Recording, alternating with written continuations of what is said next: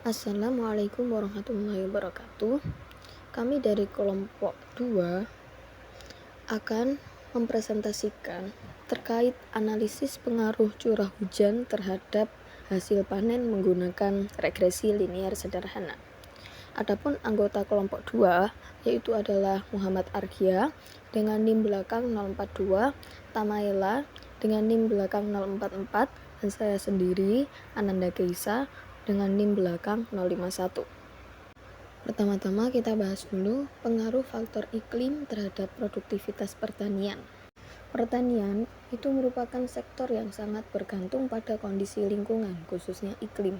Di Indonesia sendiri, itu adalah iklim tropis yang ada di Indonesia, yang dipengaruhi oleh 3 jenis iklim, muson, laut, dan panas. Nah, iklim ini menghasilkan 2 musim utama, yaitu musim hujan dan kemarau.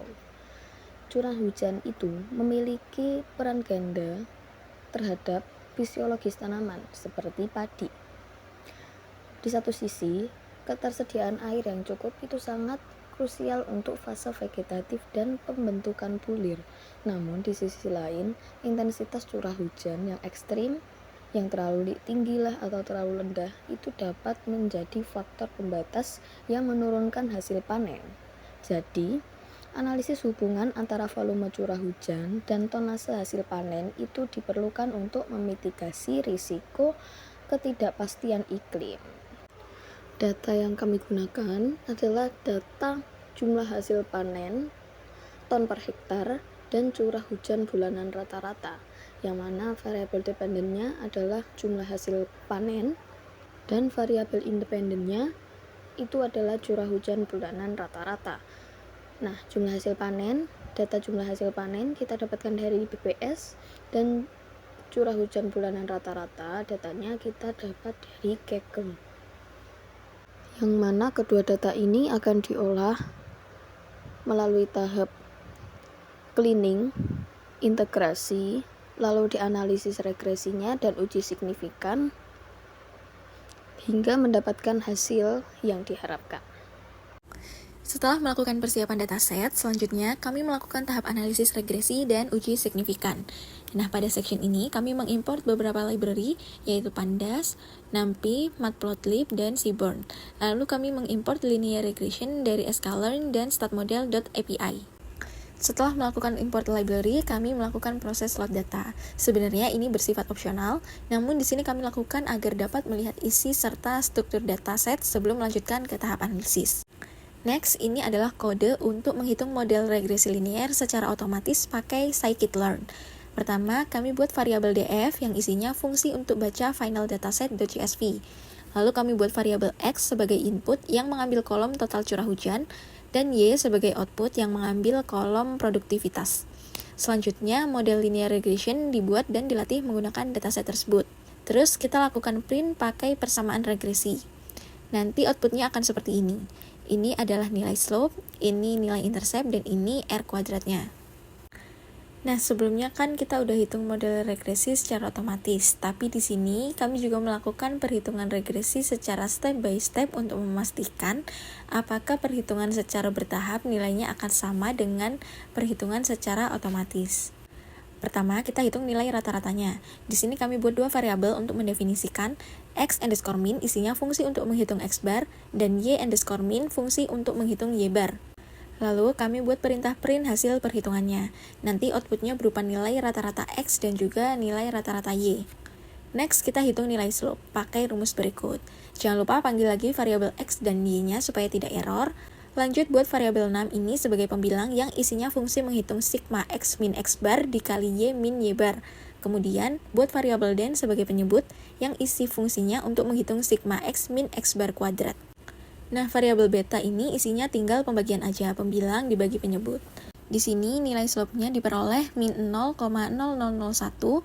Kita lihat di perhitungan otomatis tadi, ternyata nilainya sama min 0,0001. Selanjutnya, hitung nilai intercept pakai rumus berikut. Di sini kami inverse pakai rata-rata Y min beta dikali rata-rata X. Kemudian print nilai intercept-nya. Di sini diperoleh 4,81. Kita lihat di hasil perhitungan otomatis, dan ternyata sama 4,81 juga. Selanjutnya, kita substitusi nilai slope dan intercept ke persamaan model regresinya. Nah, kalau perhitungannya benar, output ini akan sama dengan yang pakai perhitungan otomatis tadi. Next, hitung korelasi persen atau R, dan juga R kuadratnya dengan rumus ini. Di sini kita langsung hitung aja pakai NumPy.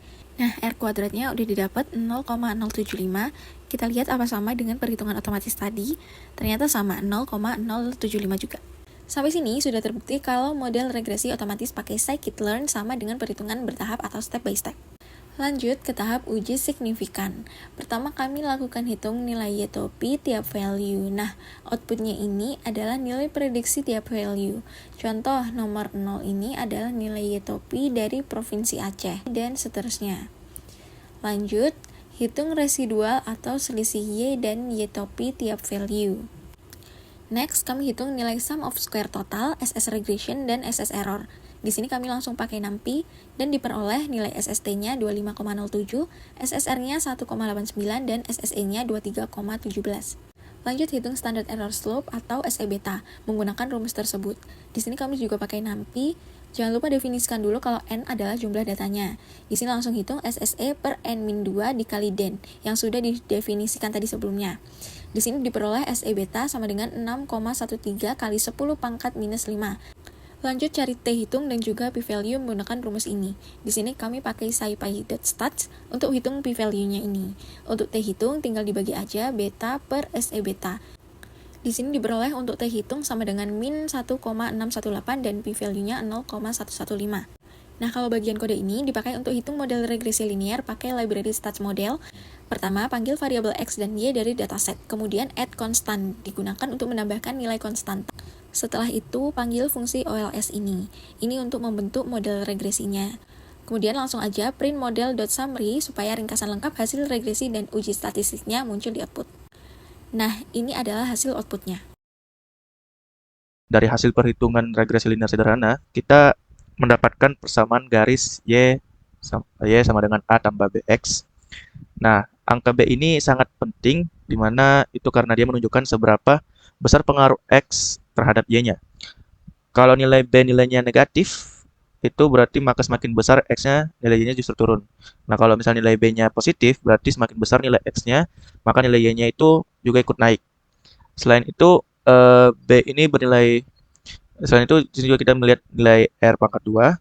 Nah, R pangkat 2 ini adalah ukuran seberapa kuat hubungan X dan Y. Misalnya R pangkat 2-nya itu 0,70, artinya 70% variasi dalam Y itu bisa dijelaskan oleh X dan sisanya dijelaskan oleh faktor lain. Nah, lalu kita di sini ada cek p-value-nya. Kalau p-value-nya itu lebih kecil dari 0,05, itu berarti hubungan signifikan X dan Y itu sangat signifikan, atau dengan kata lainnya itu pengaruhnya benar-benar terbukti secara statistik, bukan cuma kebetulan saja. Terus di sini saya akan menjelaskan beberapa grafik. Yang pertama itu grafik scatter plot. Nah, garis lurus yang membentang di tengah-tengah ini tuh, dengan titik ini merupakan hasil dari model regresi kita. Jadi garis ini menunjukkan tren hubungan antara X dan Y.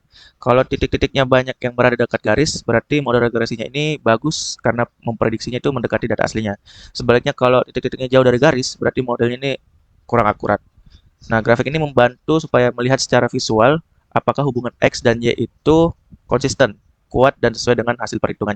Dan ada juga visualisasi perbandingannya yang untuk tabel tadi, bahwa kita bisa lihat beberapa perbandingannya. Yang garis merah itu menunjukkan produktivitas aktualnya, dan yang coklat ini adalah produktivitas prediksinya.